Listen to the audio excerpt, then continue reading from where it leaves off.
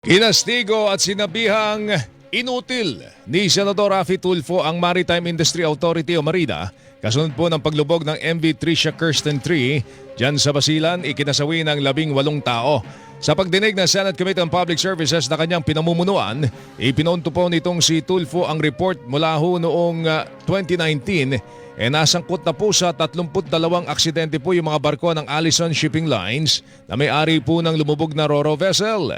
Anya lumalabas na ang mga barko ng Allison Shipping Lines ay maikukonsiderang floating coffins o lumulutang nakabaong. Ang mga barko nito ay makonsider bilang mga floating coffins. Bakit hindi muna ni-review yung mga barko at siniguro na maayos at seaworthy itong mga barkong ito at yung mga pahinante nila o yung mga tripulante nila ay well-trained? Kulang po yung suspension. Kung pwede dapat may makulong. Tinig po ni Senador Raffy Tulfo, Chairman ng Senate Committee on Public Services.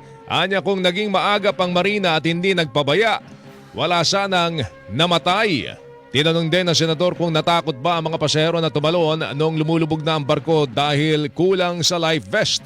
Paliwanag ni Engineer Emmanuel Carpio, Officer in Charge ng Office of the Deputy Administrator for Operations ng Marina. Magpapatuloy ang kanilang investigasyon pero may report na naka-life vest ang mga pasahero. Bagamat walang tripulante ng barko na tumulong. Sinabi rin ni Carpio na meron ng ipinataw na parusa ang Marina sa shipping line dahil sa kinasangkutan nitong aksidente. May mga suspension po. Ito pong nangyari ngayon sa Basilan. This is a very serious kasi meron pong namatay.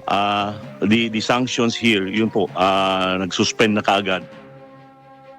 Pinigbuya ni Engineer Emmanuel Carpio, Officer in Charge ng Office of the Deputy Administrator for Operations ng Marina.